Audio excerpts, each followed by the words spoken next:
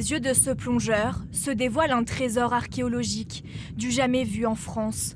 À 9 mètres de profondeur, il découvre un mur de granit de 120 mètres et des dizaines de monolithes au milieu de la redoutée chaussée de sang.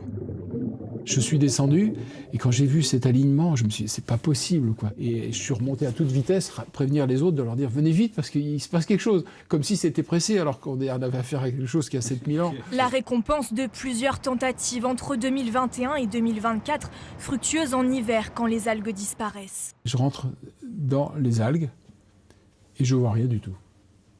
Ça, c'est la première plongée. Les plongeurs ont été guidés par un géologue, Yves Fouquet, originaire de l'île de Sein. En 2017, il remarque une ligne droite étonnante sur une carte du relief sous-marin.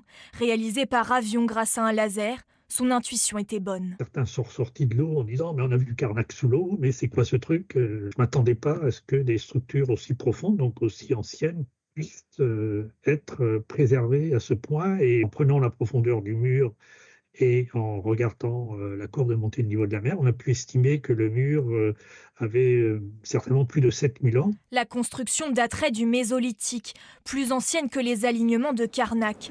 Un secret gardé jusqu'à cette semaine, révélé dans un article scientifique.